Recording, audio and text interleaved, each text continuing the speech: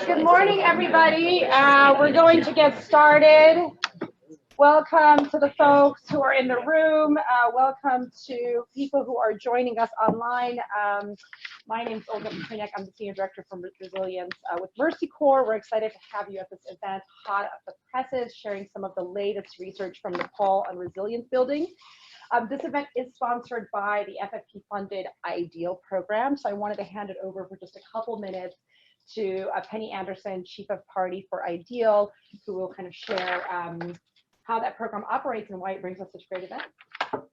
Okay, hi everyone. Yeah, I'm Penny Anderson. I'm the Director of IDEAL, which stands for Implementer-Led Design, Evidence, Analysis, and Learning. And IDEAL is funded by the Office of Food for Peace to improve food and nutrition security in vulnerable populations around the world through promoting better design, better implementation, and overall effectiveness of both development and emergency programs. So how does IDEAL do this? It starts with our name, which begins with implementer-led. We are a consortium made up of implementers, Save the Children, Mercy Corps, Tango, and the Kaizen Company. And we work directly with implementers to draw out some of their best practices, their best learnings, so we can raise the game around the world. As an example of how IDEAL can work, let me tell you a little bit about the history of the Nepal Resilience Learning Event. When IDEAL started about a year ago, and in January of last year, I started getting some emails from Nepal. Now, Food for Peace had funded 2 development food assistance activities back in fiscal 2015, and they had been working for the past 5 years, but they were coming to a conclusion. And the leadership of these 2 programs reached out to IDEAL and said, we have so much learning that we have gathered over these past 5 years. How do we make sure that we're able to retain that both here within Nepal and also more broadly? So IDEAL got involved, and in November, we held the Nepal Resilience Learning Event in Kathmandu, which was attended by 93 people and drew out all kinds of great learnings. And in the spirit of having that learning not stop in Nepal, we have gone on to have other events like this one here. And I'll hand back over to Olga so she can explain more what we're going to learn today. Great, fantastic. Thanks, Penny. So as Penny mentioned, today we will be hearing from 2 programs that represent a combined $80 million of investment by USAID over 5 years in food security. The Sabal program, which I don't have the full titles memorized, Sustainable Action for Resilience and Food Security, and PAHAL, promoting agriculture, health, and alternative livelihoods. What made the 2 programs so unique, they started in 2014 and are now nearing their closing period.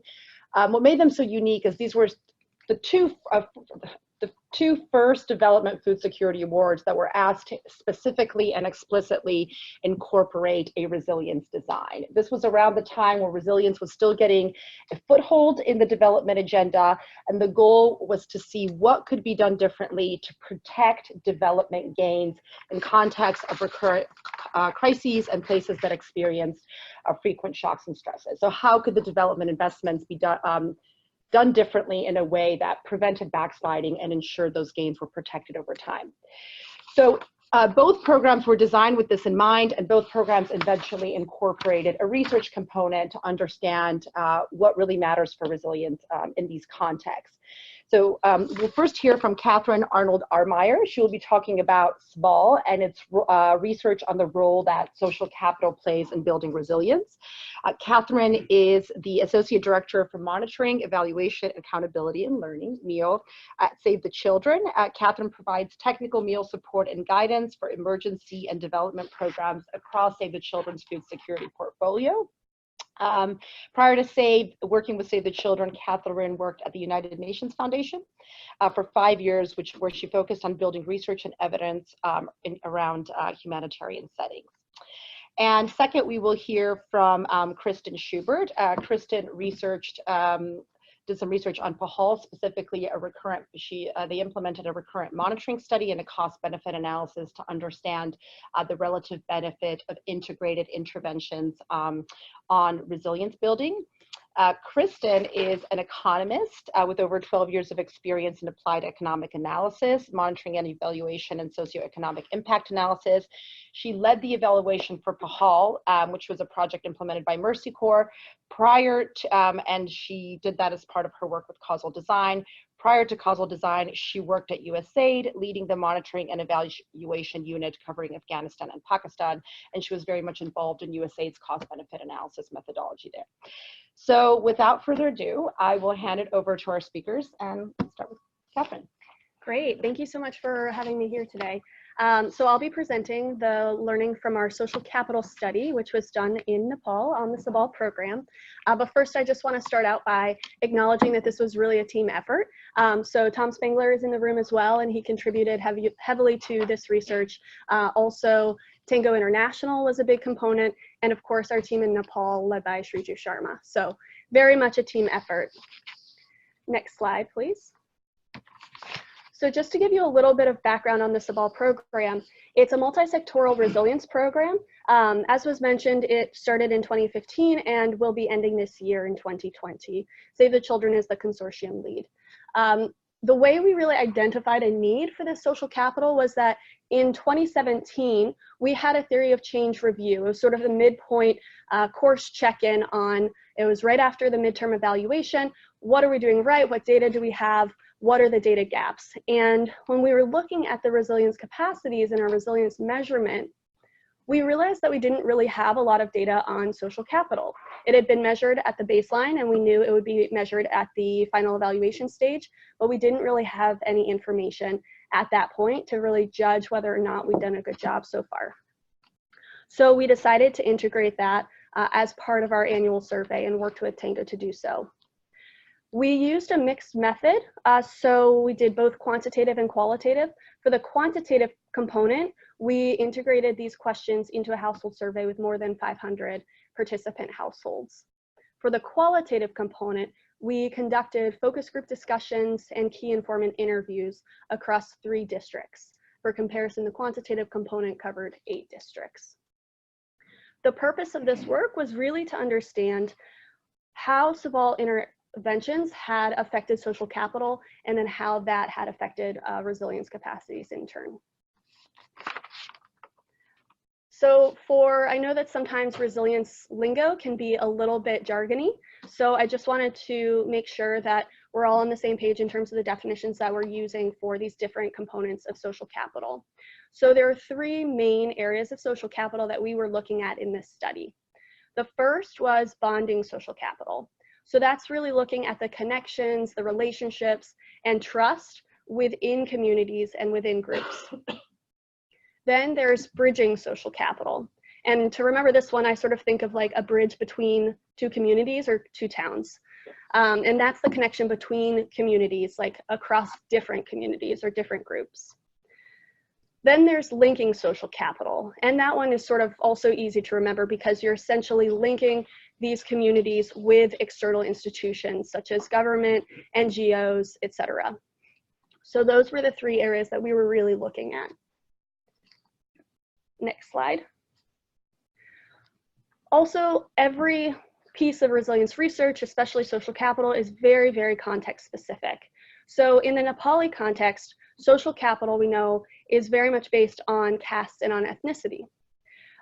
Higher level castes, such as Brahmins and Newar, tend to be in prominent positions of power, and they tend to have better access to resources and sort of social connections in different castes.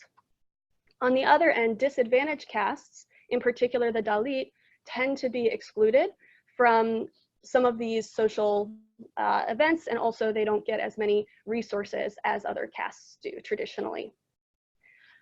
We do know, though, that in Nepal, communities tend to be self-mobilizing, and they actively participate and sort of manage their affairs in line with sort of a set of traditional and cultural norms.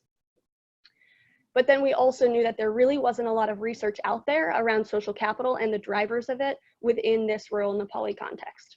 So that was one of the reasons we felt not only do we have a data gap on social capital for our program, we also felt as if there wasn't much data out there for Nepal in general around social capital and drivers of that. Next slide. So for our qualitative component, we had some really interesting findings. Through those focus group discussions and the key informant interviews, it was really clear that the Sabal program had built bonding and linking social capital. So again, that's the bonds within communities, as well as the bonds between communities and local institutions, such as government, such as NGOs, et cetera. So that had really improved. We saw that one of the drivers of that improvement was the Sabal group approach. So it effectively integrated and included diverse community members from across different genders, different castes, and different economic classes. And they would come together as part of those groups to really address challenges together and problem solve.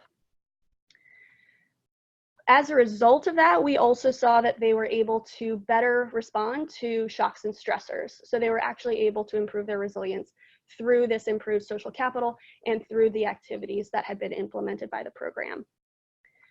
Another big finding of the qualitative work, and I think that we've seen this throughout the last couple of years, is that the efforts that Sabal went through to link high-performing groups, such as village saving and loans groups, disaster risk reduction groups, they linked them to the government, to the local government, when they were assessed and found to be high-performing. And those linkages with the government were mentioned repeatedly in the focus group discussions and the key informant interviews as having built people's linking social capital. So that was a key finding as well. Additionally, we found that group participants' motivation and confidence was increased through these programs. So that was an exciting finding. But one of the biggest learnings from the qualitative was that there weren't a lot of impacts on bridging social capital. So Sabal hadn't done as good of a job at intentionally connecting different groups in different communities to each other. It had really focused within each community and then connecting those communities to sort of government services. So that was a key finding as well, and one that we'll mention is sort of important for learnings and for other programs. On the quantitative side, so next slide, you'll see here the table of sort of the average scores for bonding social capital, bridging social capital, and linking social capital. These are measured on a scale of 0 to 100.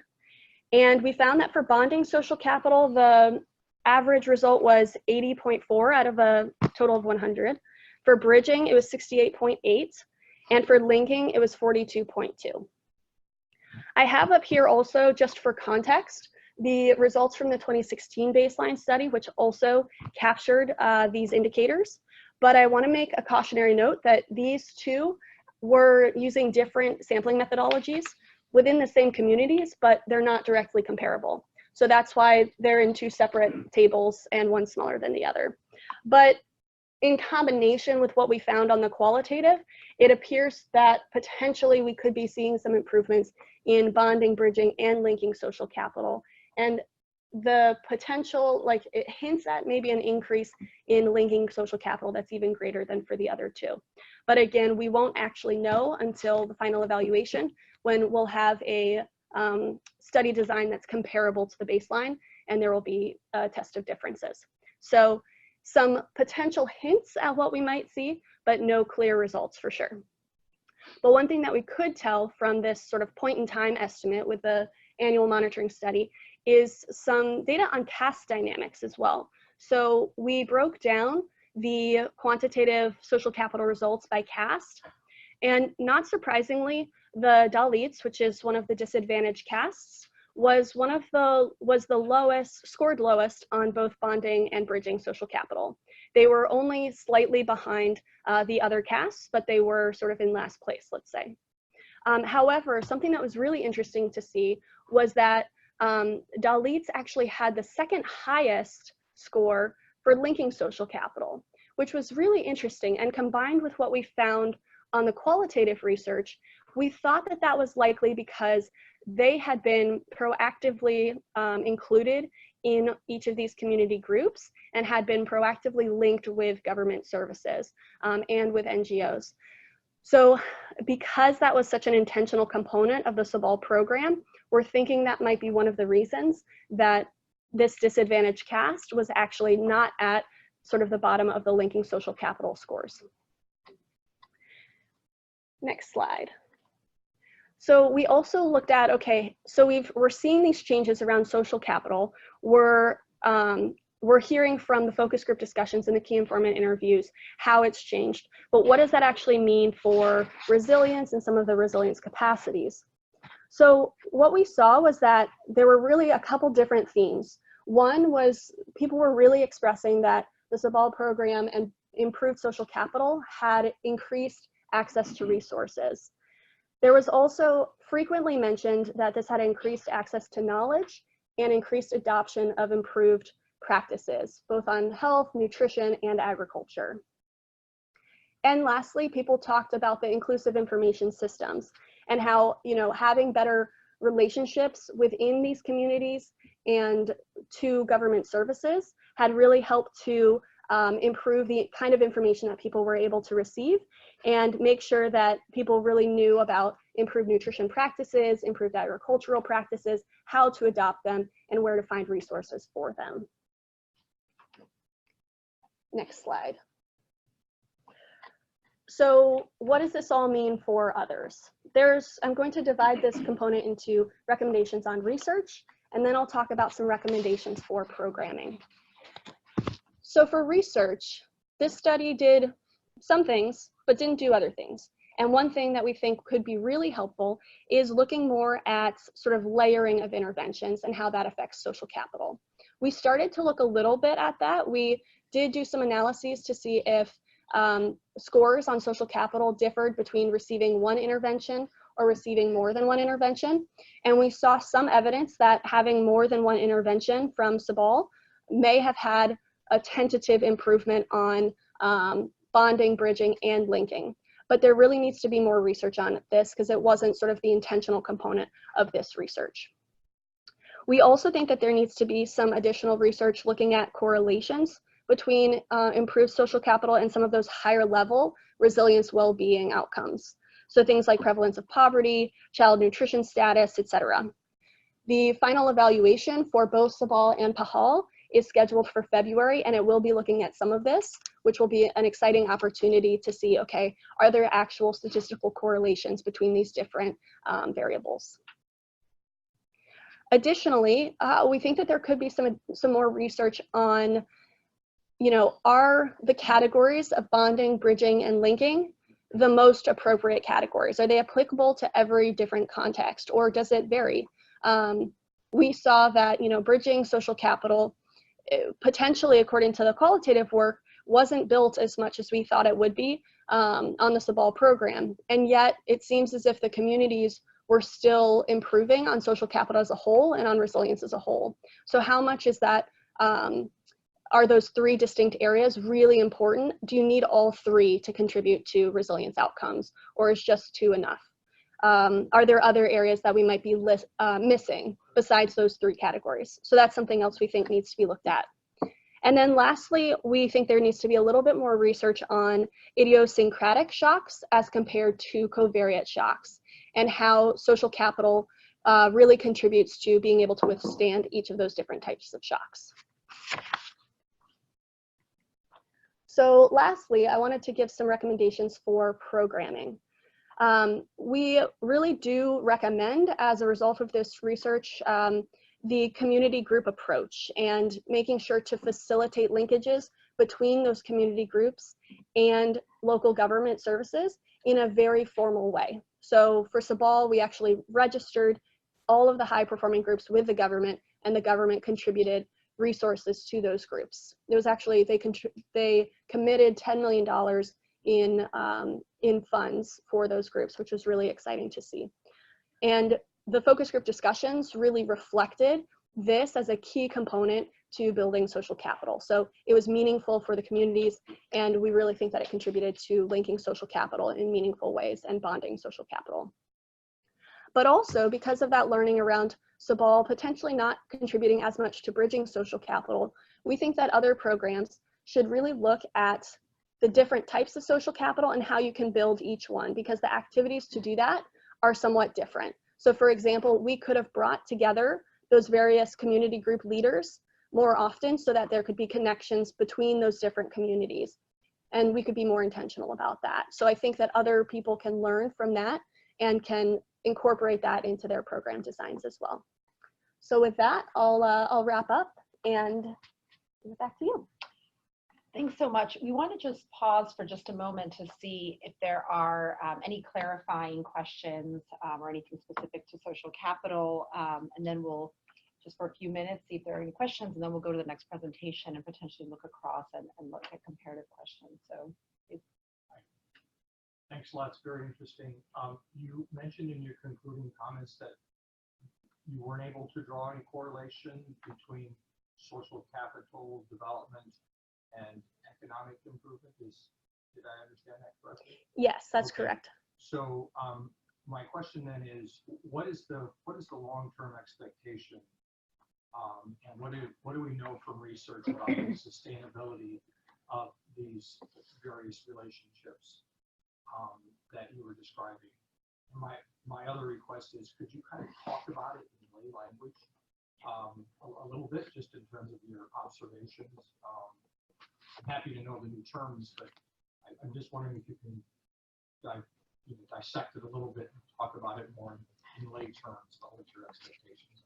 Sure. And I really like that you put it as sort of the sustainability of these relationships, because I think one of the key things we saw was that there did appear to be improved relationships, especially between various castes that may or may not have really worked together before Sabal. In terms of your question around the sustainability of these relationships, I think that's really a key question, not only for these two programs, but for development programs as a whole. You know, there isn't a whole lot of evidence yet around how sustainable this is. You know, in a 5-year program, we've seen these improvements, but will they last for another 5 years? So we're actually kind of pushing for an ex post evaluation of this program, scheduled for like 1 year from now. We're working on sort of a concept note for that, and then we're going to be looking for sources of funding, because we really think that an ex post evaluation would be key to understanding, do these relationships persist? Are castes better integrated and sort of working together more productively 5 years down the road, 1 year down the road from now? Because we know what the situation is right now, but once the program leaves, will that situation maintain? Will those groups still be formed? Will they still be active? One thing that we did to really try to improve sustainability was to that linkage with the local government, and essentially the local government took ownership of those groups and said, these are government groups now. So we're hoping that that leads to sustainability. It's part of our sustainability strategy, but of course we can't really know what the future holds. So hopefully we'll have some data on that, you know, as part of an ex post evaluation a year from now, but we'll see. So. Got two in the back. I'll go to Kate and then Gian. Hi. I was curious, specifically in the context of Nepal, how you were asking people about these different types of social capital. I think that a lot of times, especially in the kind of surveys that are used out there to look at social capital, we think of bonding within like one location, the bridging across different locations, and then linking, you know, obviously that's more clear. But I feel like in Nepal, you know, I think the relationships between castes, right, and the bridges potentially between castes, or it might be a little different in this context specifically. So can you illuminate a little bit more about, you know, what were the kind of questions that were being asked of people in order to like understand the different types of capital? Let's take one more, and maybe you can answer both of them together. Sure. And then we'll, Gian? My question actually builds perfectly on Kate. But you mentioned in your conclusion the utility of, you know, these framework in thinking about and conceptualizing social capital. In the work that we're doing in South Sudan, we broke down the whole framework and rebuilt it based on qualitative work, and kind of trying to reflect how respondents themselves were thinking about social networks, the ways in which they're leveraging resources through them. And it builds on, but it's different from the bonding, bridging, and linking framework. So just building on Kate's comment, just reflecting on the utility of that framework, and if and how they differ from the qualitative, and moving forward, how to do this differently. Great. All right, I'll go ahead and answer the first one. So you mentioned, okay, what were the questions that we actually used? Of course, we're not going to the communities and saying, you know, tell us about bonding social capital. So I definitely get your point. And the way that the questions were asked, I'm happy to sort of share that. But for each, it kind of asked, it had a series of questions, a pretty short series for each, kind of around how, like, have you received or offered help to anyone within your community over the past, I think it was 12-month recall period. Then it asked, you know, what about between it, you know, to another community? What about? Can I clarify, was sure. that communities that were like different locations, or like were you talking about caste style communities? Like how did you define community there? So for the quantitative work, we weren't asking specific questions around caste dynamics. For the qualitative work, we incorporated that there. So yeah, just a clarification there. That's specifically for the 3 types of social capital. For the quantitative survey, we were asking essentially between villages. So, but then with the qualitative work, there was a series of deeper questions around sort of like, how inclusive are these groups? How have you seen any changes with your interactions with different castes? What are the changes you've seen? And a lot of different probing questions within those discussion guides. Then to the second question, the utility of this framework. So I think that that's a little bit of an open question. To be honest, I was a little bit skeptical about the framework at the beginning. It sounded a little bit jargony to me. I hadn't worked a lot on social capital before, and I kind of thought, I don't know how helpful this will be for sort of program design. But after we saw the results and we really dug into it a little bit, I think it actually is very helpful, because it's essentially just packaging an idea that we all already know of, okay, we want to build relationships within communities, you know, between different communities, between different ethnicities, between different castes, between different classes. That's really important for any community, and especially in the Nepali context. But I don't know that people necessarily think of these different types of activities in the way that it's packaged here, but it can be very useful. You know, I think the greatest example was that we found that bridging social capital really hadn't been worked on for Sabal. We hadn't thought about how we should connect these groups to each other. The focus was so on communities themselves in isolation and connecting those to the government that we weren't thinking about, you know, communities can help each other. If one community is hit by a shock or a stressor, other ones can come and help, you know, and they can build off of each other's learnings. So that actually, to me, kind of made me feel as if there was value to looking at these 3 distinct categories. That said, I think there is a lot more research to be done in terms of, are there other categories that we aren't thinking about in terms of like relationships, looking at sort of how we build that, how we enhance trust.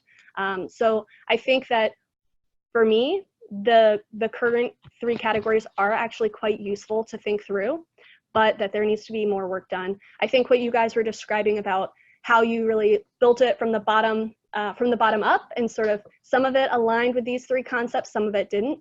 I think that's a great example of things that we can do moving forward.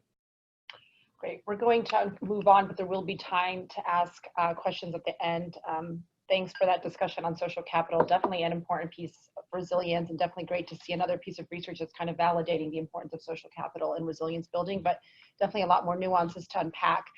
We're going to switch it over to Kristen, who's going to talk about multiple dimensions of food security programs and the relative benefit of different interventions and their contributions to resilience. So over to you. Thanks.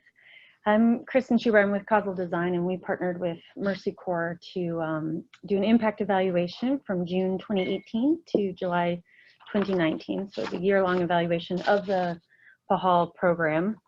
And as Olga mentioned, it's a food security program that added kind of a resilience lens to help households reduce their risk in order to achieve greater food security outcomes. This targeted vulnerable communities, some of them in quite remote areas in the mid to far west parts of Nepal. And the way they did that is what was quite unique at the time is a multi-sectoral approach to resilience. On the slide that you see here, you may or may not be able to see on the bubbles on the outside are the different sectors that the PAHAL program integrated and layered on top of each other to achieve the resilience and food security outcomes. There's 9 sectors there, so it was a really ambitious and integrated program. And those sectors are things like water and natural resource management and disaster risk reduction. And the idea was that all of these were layered and integrated with each other so that their impact would be greater to achieve food security. More specifically, the way that was done was to help these vulnerable households access key resources and capacities in each of those sectors, and then learn how to use them so that they can integrate, better resilient strategies in the way that they behave, such that they can reduce their risks.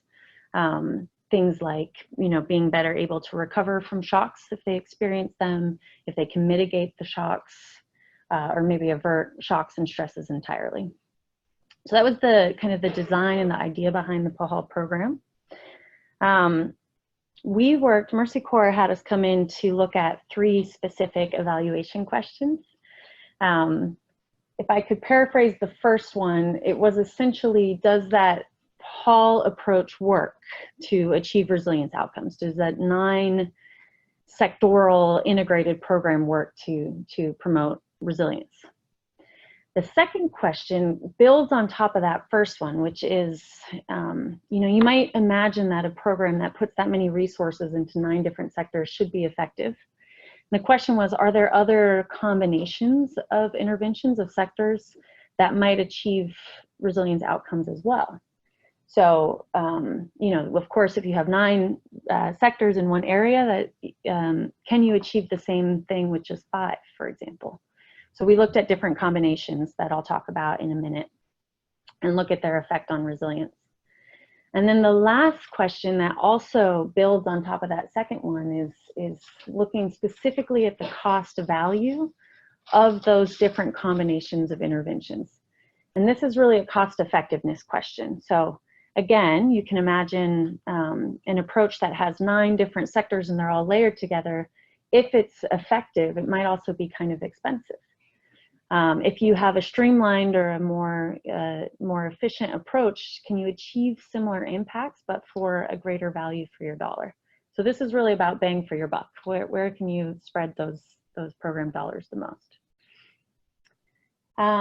So we used a number of different tools to answer those questions. Our main one was a recurrent monitoring survey of 1,350 households. Same households were interviewed over 3 different periods in the course of a year. We really tried to interview them after difficult seasons, specifically the monsoon season and the dry season, so that we can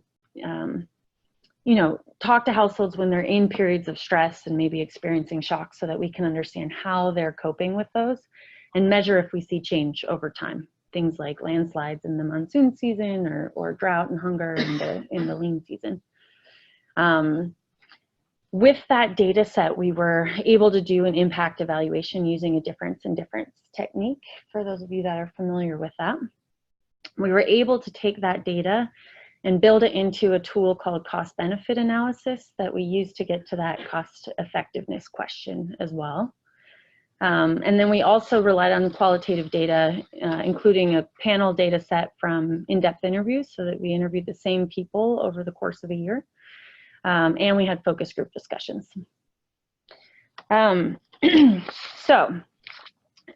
we talk about our combinations of interventions, so I mentioned that second question was, what are the different combinations of resilience approaches or sectoral approaches that might lead to resilience outcomes? So the key thing to know about the way we design this is that all households, I said there's 1,350 households, all of those had agriculture, wash, and nutrition interventions. But we wanted to look at different households that had extra interventions on top of that. So we had 4 different combinations. One here is what we called the fully integrated. That is the 9 sector approach to to PAHAL. That was kind of the approach that they used that I introduced the program with. But we also looked at communities that only received ag, wash, nutrition, and then a focus on water interventions. Third combination was communities that had a focus instead on financial services interventions. And then the last combination were communities that focus on natural resource management, disaster risk reduction, and governance interventions. So those were our 4 kind of combinations. I should mention the fully integrated does include water, financial services, NRM, DRR, and governance as well. That was everything. And we compared them to PAHAL households that had ag, wash, and nutrition. So this is a really important point, that our findings aren't about if PAHAL itself worked, but if that additional resilience approach works when you layer it onto a more kind of traditional food security approach of agriculture, wash, and nutrition programming. So some of the things that we looked at that I'll be talking about, we looked specifically at resilient strategies. Things like if households were able to connect with the financial cooperatives that PAHAL was promoting, and they demonstrated that they were accessing those loans at lower interest rates and using them for productive purposes.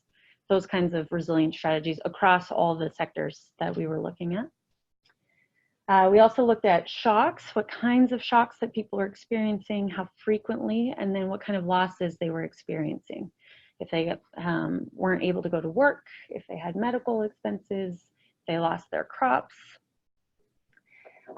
If they experienced a shock, we wanted to know what kind of coping strategies, if they were using positive coping strategies, things like reaching out to their disaster risk reduction committee or other government community groups to find resources, or if they were using negative coping strategies like taking their children out of school or harvesting their crops early or eating seeds from next year's seed stock. So more strategies that might not help them be resilient for the next shock. We had another measure of kind of subjective resilience, so how vulnerable people felt for future shocks and their confidence in recovering in the future. And then finally, the program, of course, is a food security program, so we wanted to know if, in fact, we saw outcomes or improvements in food security. So that's an overview of the program and how we did it, but I'm sure you all are more interested in the results. So what did we find? The first question was, did that PAHAL full 9-sector approach work?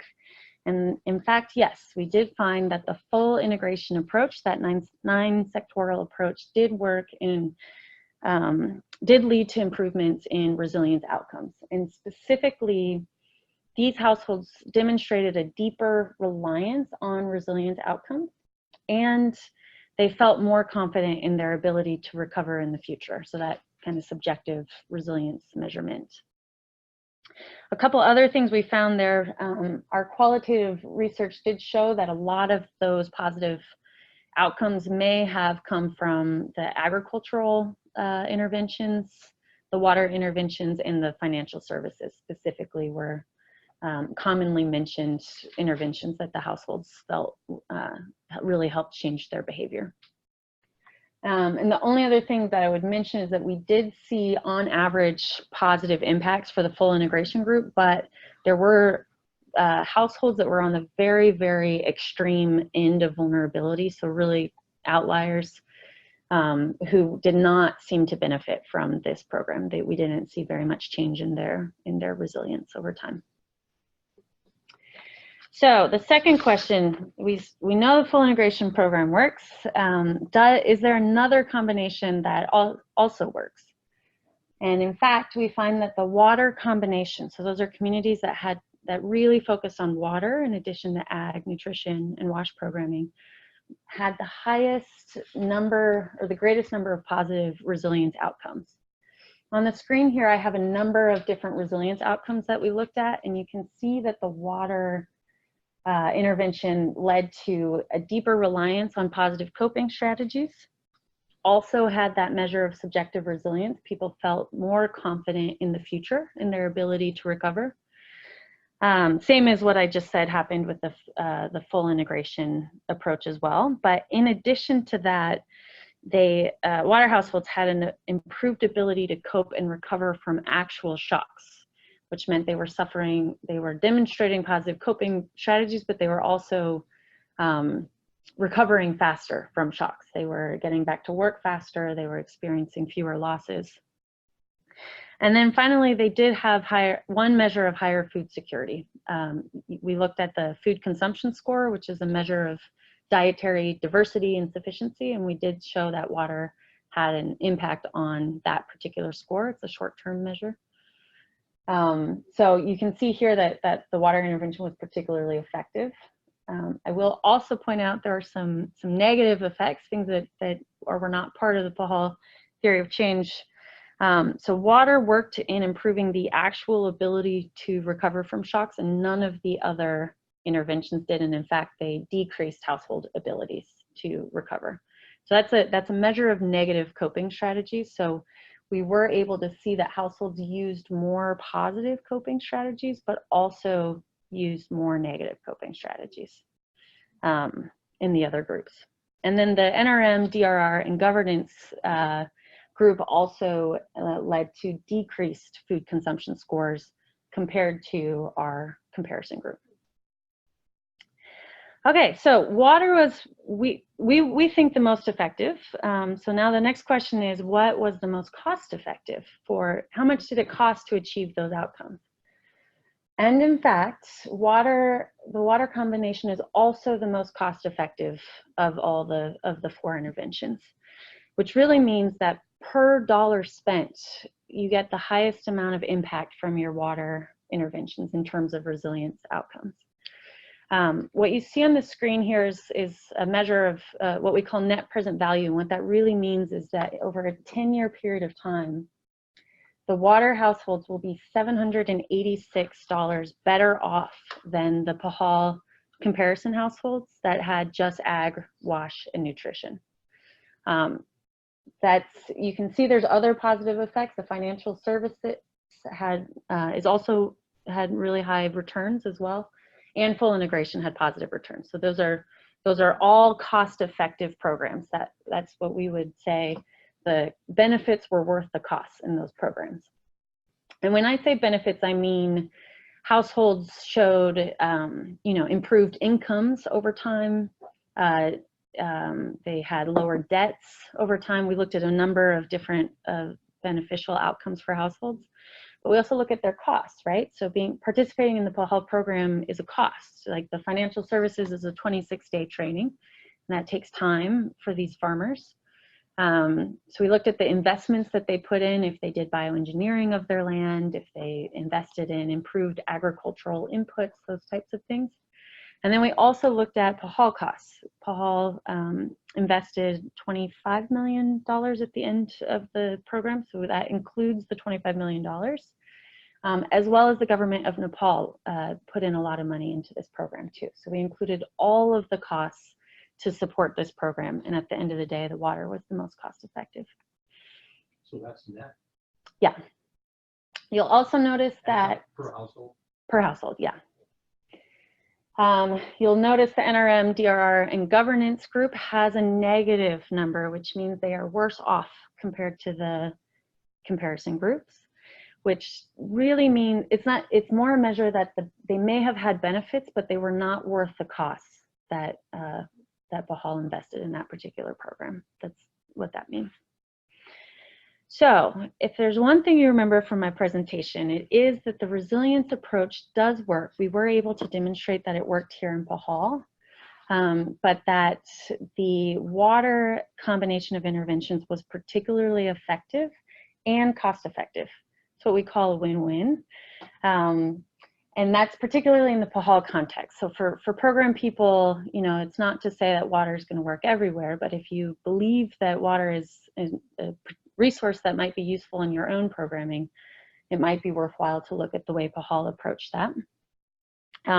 Another key takeaway is that we did show that on average, these benefits were, across the PAHAL area, but that for very, very vulnerable houses, it did not seem to be as effective. So it might be something to think about in terms of creating different approaches, differential approaches to just normal vulnerable people and then very, very vulnerable people, which we did have in this group as well. And obviously the NRM governance and DRR combination had some disappointing results, especially on cost effectiveness. So those could mean that it just wasn't worth the cost that went into it. But another kind of caveat I would add is that this evaluation was really only over a 1-year period of time. And those interventions are more transformative and tended to focus on community groups first and not households where we interviewed. So it could be that some of those results take a little bit longer to materialize at the household level. So that would be the nuance I would kind of add on that particular takeaway, is not to take out NRM, DRR governance out of your interventions moving forward. And then the last one I really want to emphasize is that, as Olga mentioned, when these programs started, was really as resilience was kind of starting to become part of the development space. And in that period of time, we've really spent a lot of time looking at how to measure resilience. And this community especially has been, thought leaders in that space. What we haven't done as much is look at cost effectiveness, especially at the project level. I have seen it at kind of a portfolio level or a policy level, but this was, at least for me, one of the first ones I've ever seen at the project level. And measuring effectiveness is really, really important. And I would argue that cost effectiveness is also important, so that we can find ways to stretch our impact out to as many people as possible, which is of course what we're all here to do. So I hope that we've been able to demonstrate that there is a methodology and that it is possible to do that with resilience programming, especially tied to impact evaluation. So it's also something to consider moving forward in resilience research. Thank you.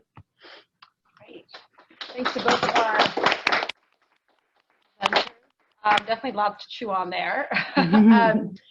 I want to open it up to questions, and maybe we can see if there are questions from online as well. But I want to get us started with just a couple questions.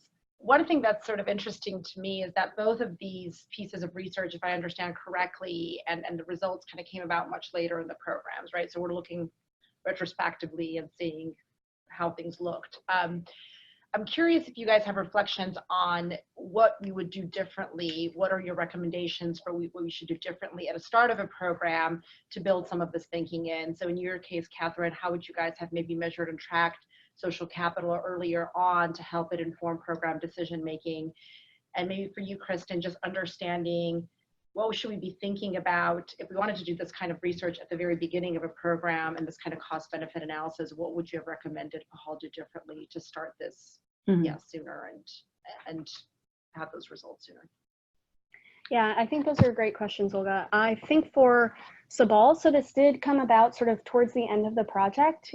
Just a few months after the results came out, we started closing down our operations. So it would have been fantastic to have this information back in 2017 when we realized that we had a data gap on it, because at that point, I think the change that we would have made is we would have more intentionally connected these groups, these Sabal groups, to each other, and made sure that the leaders knew each other and could call each other, had their contact information, and could reach out if they needed help in the face of shocks and stressors, or if they just wanted more information on, hey, what are you guys doing? What are the market prices like in your community for key agricultural commodities, things like that.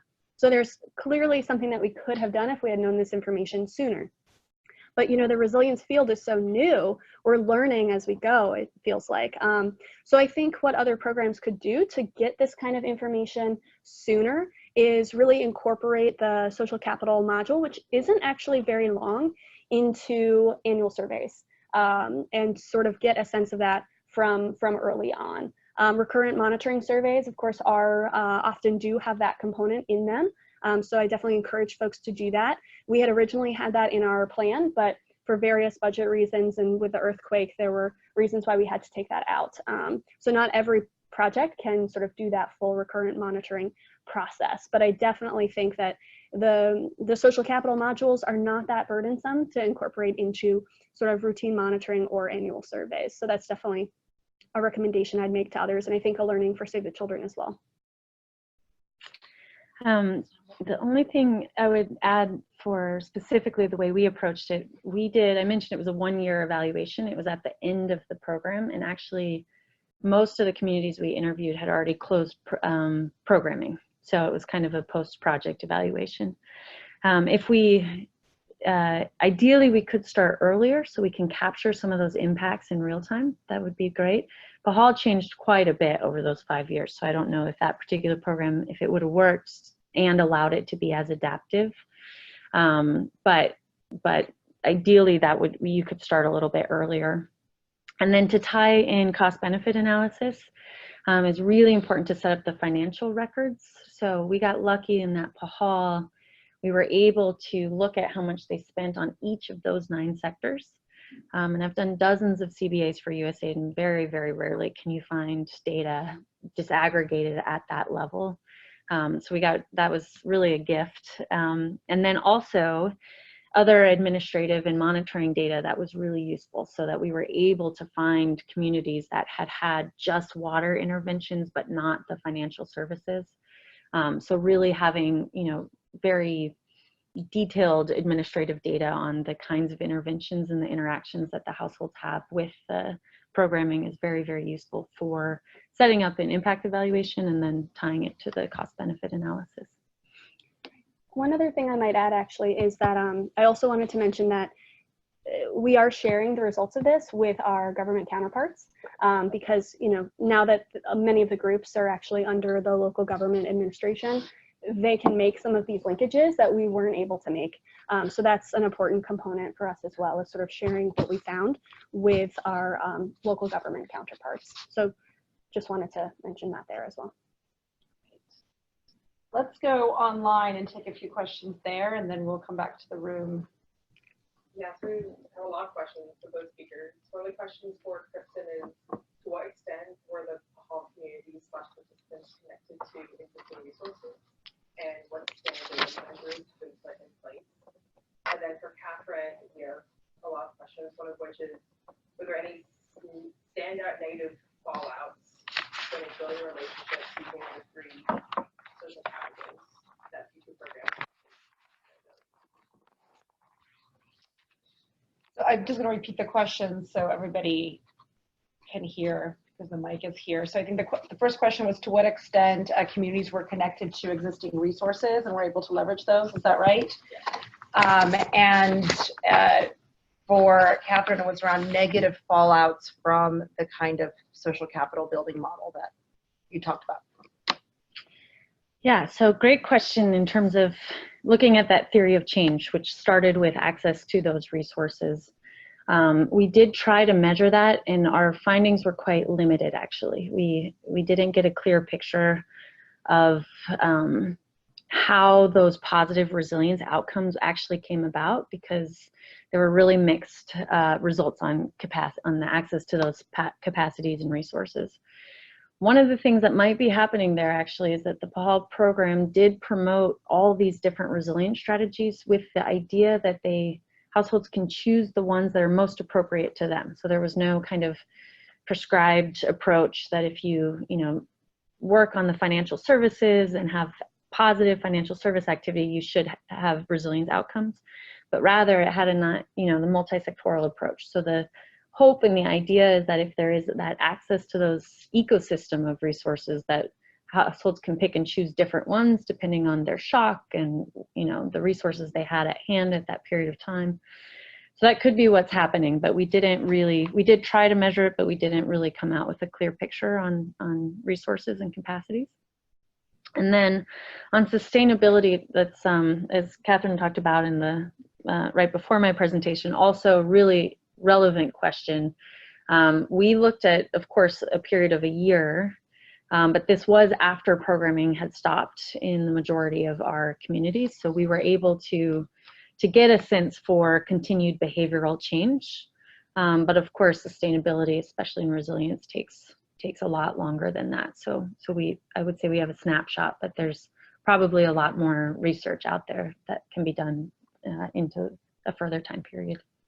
Maybe just to, from my knowledge of the PAHAL program, just to jump in, that PAHAL's model was absolutely, and I think similar to what you described with Sabal, Catherine, to connect a diverse set of groups within communities, so be they farmers groups or the forestry user groups which exist, or financial services cooperatives, to government and to each other. And actually, the program leveraged quite a large amount of resources from the government by including these community groups in participatory planning processes, and therefore having the government respond by investing in some of these water systems and other efforts. So we were actually quite surprised to see, you know, it's interesting what you're observing on the ground and kind of what you're doing, and seems to be working well, and then seeing quite a different result at this level. And so there's definitely a lot more to probe into that, because there was this very explicit linking component, connecting communities to existing resources within the government and leveraging those.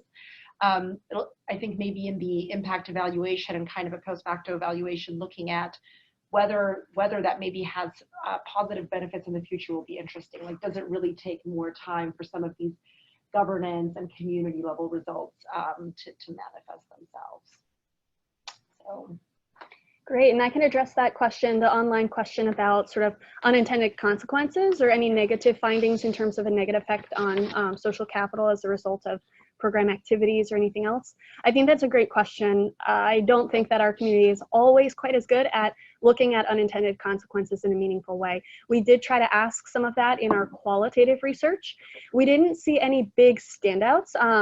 You know, it's one thing that came to mind for me was like, well, since the program did target sort of disadvantaged casts and very vulnerable households, did that cause any backlash or any kind of resentment within the community? None of that came out in the focus group discussions or the key informant interviews. But one thing that did come up, which was pretty interesting sort of around unintended consequences, is that there was a finding, which is also mentioned in this sort of like summary document that we have on the table out there for anyone interested.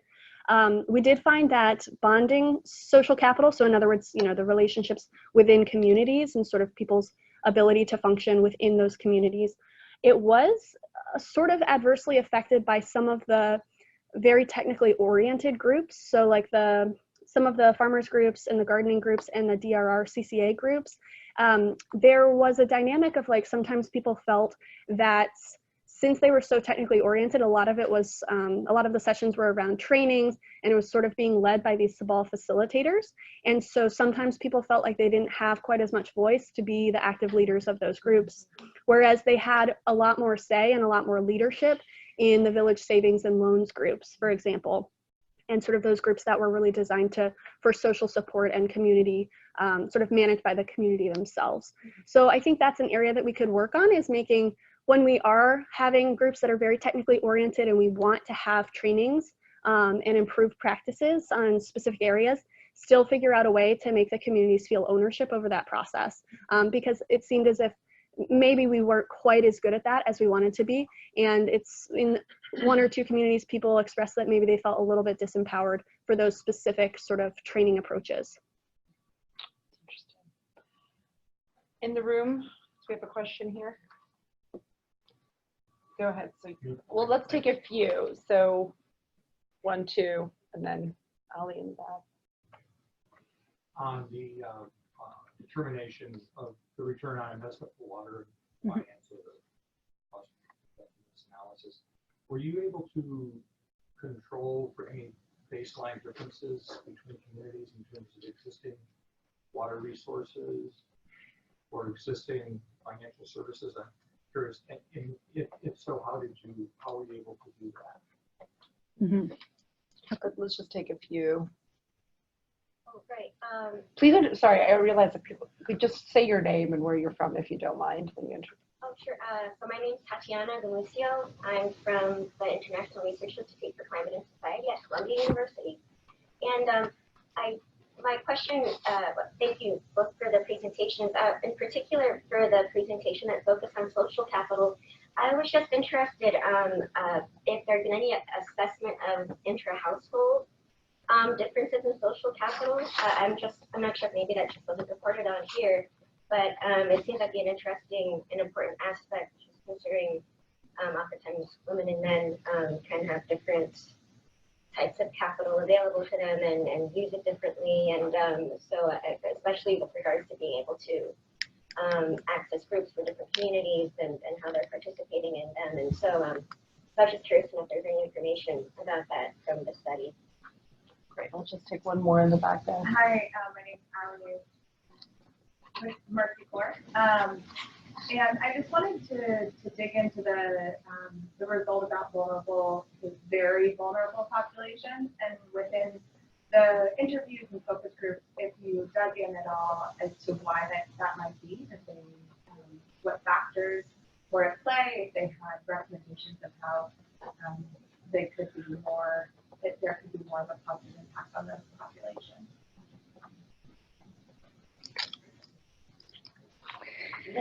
Sure. Oh, go ahead. Go ahead. You have two questions. I have one, so. Okay, so the first question was on the cost-benefit analysis, and if we were able to control for different resources. We did. The problem there was that we started the evaluation after program implementation. So in theory, that we should see differential access to resources in the water community versus the control. So we didn't look at that. We were looking specifically at communities that should have more access to water. We did control for other things such as vulnerability to try and pair those households to each other, as well as things like if they were in areas that were similarly implemented, so had similar levels of that agriculture, wash, and nutrition. But because we didn't start at the beginning, we weren't able to start by controlling for communities that started at exactly the same place. And that second question from Allie was the very, very vulnerable households. I should mention it was a small minority, I think around 4% of the PAHAL population.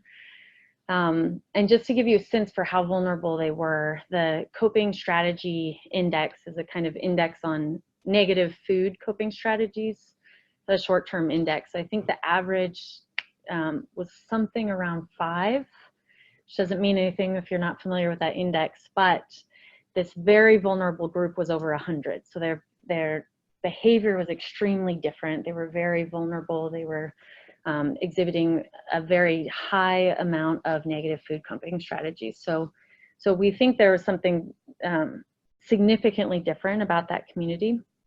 We got those results at the very end of the evaluation, so we weren't able to go in with some of our more qualitative work to understand how they were interacting with the program and why they may or may not have benefited. It's likely these groups were landless. They were goat farmers, so they didn't have access to a lot of the resources that the majority of the average PAHAL participant had, for example. It could be they weren't linked up to the community groups as much because of their position. But in short, no, we didn't really dig in that much other than to know that they were demonstrating very, very different coping strategies than the rest of the PAHAL community. And I can address Tatiana's question. I think that's a fantastic question. And, I mentioned that one of the areas for further research is really looking at, are these 3 types sufficient? Are there other types of social capital, other buckets that we should be looking at? And I think you've just come up with one. We should have another bucket of social capital looking at inter-household social relationships and how those have changed. We really did not look at that in the qualitative or the quantitative. I think there was some components that could sort of feed into that. Like we definitely had components around gender and looking at whether or not there was more social inclusion of women in these community groups and in sort of community decision making. And that, we saw some pretty big changes around, which was exciting to see. But we didn't necessarily look at how that affected then household dynamics. So I like that question, and I think that it's something that if I next give this presentation, I'll have to add to the slide on further research, because I think that's an important area. So we have a lot of questions online that I try to go pick up over there, which is why I left my seat for a moment. So we got a couple for Kristen and for Catherine. So Kristen, could you talk more about the operational definition of full integration used for the impact integration? Was it just having those sectors in the TOC that mattered, or were there other criteria for why we kind of packaged things in the way that we did? And is there any explanation for why use of negative coping strategies increased with some of the packages? Catherine, for you, there's a question around potential discrepancy between the quantitative and qualitative results on bridging. It looked like in the quantitative comparison, we know that it wasn't a straight comparison, that bridging seemed to improve with the program over time, but the qualitative didn't really show that. So can you talk a little bit about that discrepancy? And can you talk a little bit where and how the social capital modules that you used might be available for others to dig into? Sure. Since those questions are fresh in my mind, I can go ahead first. So in terms of the discrepancies on quantitative and qualitative, good eye, that was definitely something that we noticed as well, this point around bridging social capital. So as mentioned, as part of the qualitative research, it was mentioned that bridging didn't seem to have, that Sabal activities didn't seem to have improved bridging very much. But in the quantitative, you saw in that table that the score for bridging was higher, the point in time score for bridging was higher than for linking. It was still below bonding, but it was above linking.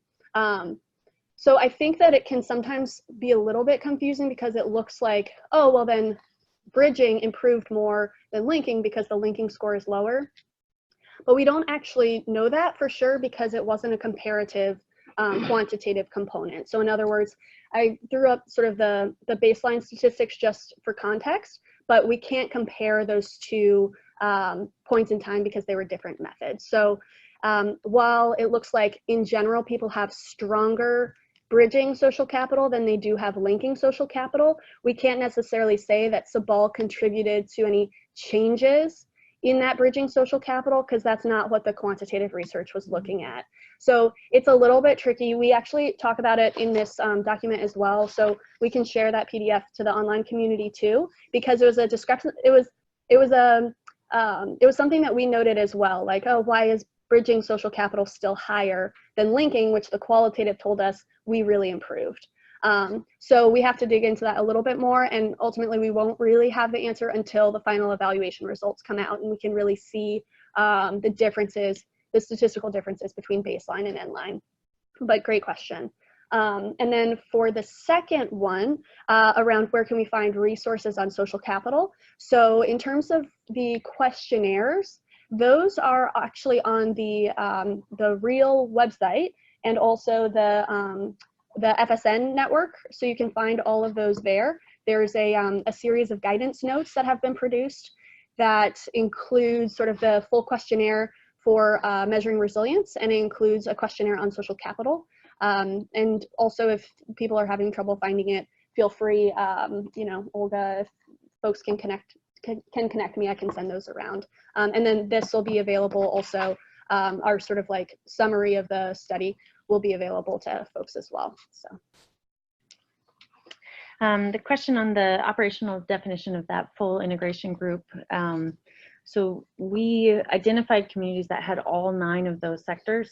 And I mentioned that PAHAL had some really detailed administrative data. So we were able to ensure that we found exactly communities that had all of those interventions. And then we also had a couple kind of litmus tests, that things that had to have happened in those communities to consider it implemented.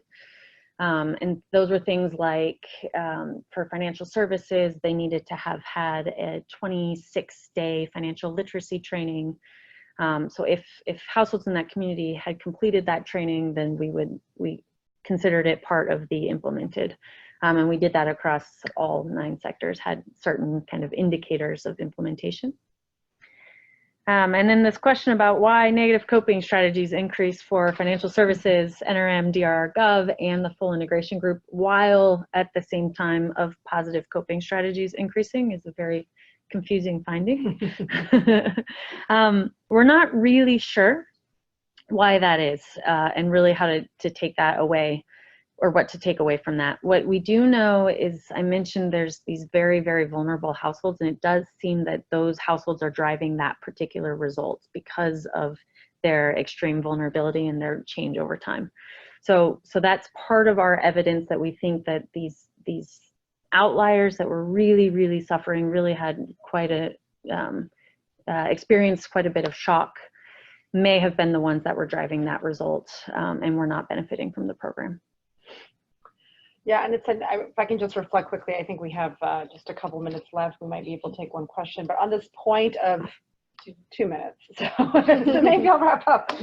Just on this point of vulnerability, I think, in Nepal, given how, we look at gender equity in a lot of places, I think Nepal brings that additionally to the forefront, this idea of equity across different populations, given how stark the differences between different castes are, and the fundamental idea that different people are just starting from a different place. So it's not giving everybody the same amount of money is going to make the difference, for example, because somebody just starts with a different set of capacities. It's just an environment that's really defined by a lack of equity across these different groups. And the PAHAL had some really stark findings around that some of these most marginalized populations aren't benefiting from the program. And I think, Catherine, seems that Sabal did a lot in equity and inclusion, but there's still this finding that some of these most marginalized castes don't have the same bonding scores as some of the others. So they might be linked to the government, but within those groups, something is still happening that they're maybe not feeling that full benefit of social capital. And I think it's just a real call as we move forward in a lot of this resilience programming to look at how those designs are intentionally reaching some of those populations that are the more excluded of the excluded. And I think that's hard to do. I wanted to thank our presenters and just say that, there's so much that's been done kind of in resilience research that's moving this whole field forward and helping us understand the nuances and dynamics, and a call for more research and investments in research as part of these programs earlier on, so that we understand what's coming from these programs earlier. We can adapt as we go along. Just a call maybe for that to continue to be at the forefront of these programs and the agenda that they take forward. So thanks very much, Kristen and Catherine. And we will share the resources and also their contacts. So if you guys have more questions, thanks so much. Thank you. We have an online survey. Oh yeah, I'm sorry, I forgot to say there's an online survey. Yeah, and there's also a paper survey on the table if you prefer that. Great job. Hey, yeah, you too. Yeah. Learn something every time. I know. Same here. I really like it. I actually really like My moderator was too, so here so I could sort of see